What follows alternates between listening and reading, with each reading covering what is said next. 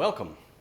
I'm David Jones, founder of Thrilling Foods and creator of Bacon Strips, and I'm here to give a few tips for cooking for food service.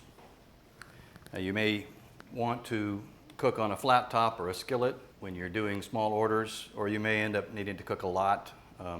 You may need to par cook it, but certainly it's easy to do on parchment paper in a pan in the oven. Convection is really fast. And I'm going to show you how this is the easiest way to cook it, and you won't need to flip it, and you'll just be able to test it to find out what's the best cooking time for you. The temperature on an oven should be around 350 to 375. Convection is twice as fast, of course, and so you can either par cook it in the oven and finish it on a flat top, or completely cook it. So we'll get some of this going. Separating bacon strips is best done with some sort of blunt tool like this pastry scraper. You can just get it right in there and separate it.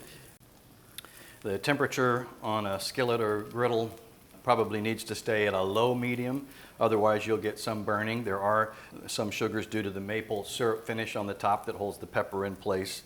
And so if the heat is too high, you'll get a blackening or darkening of the outer edges that isn't as beautiful as a slow cook is. And again, even here, you can par cook. If you're on a flat top griddle, you can par cook in the morning as much as you need for the day, and then just hold them. They hold really well, and then finish them up on the griddle to the desired crispness you're looking for. No reason to put any kind of fat on your griddle unless you do with traditional bacon. It will stick due to the Maillard reaction, but it always lets go. The longer you cook it, the more fat renders out. It's very similar to traditional bacon. While this is cooking, I want to tell you about freezing and storage.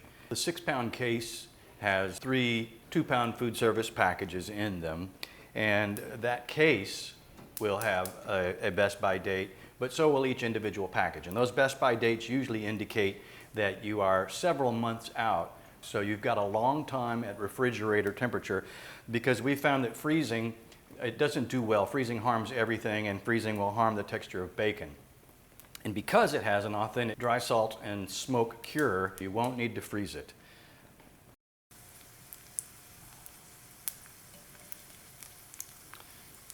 Starting to reduce the arch that you see when you pick it up.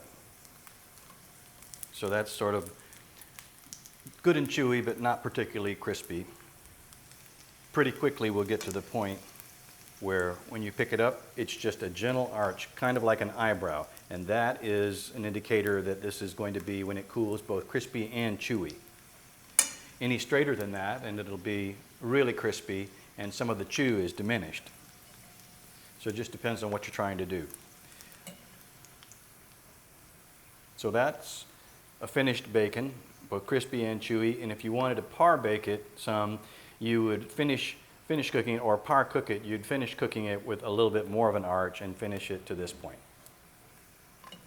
That's done. We'll see about what we're baking in the oven.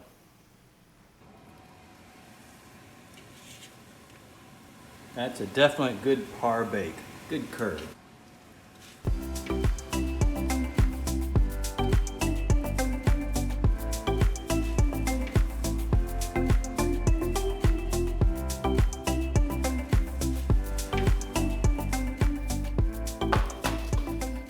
Okay, this is really pretty cooked. That's an eyebrow there, just barely an eyebrow.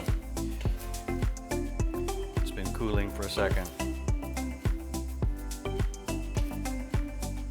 That's a little further than you'd want for a par cook, but it's still flexible, not too crispy. As it cools, it'll crisp up. But this, again, this arch, this minimal arch indicates it's going to be pretty crispy. If you need help cooking, we'll be at help@thrillingfoods.com. You can email us there. Thanks for watching.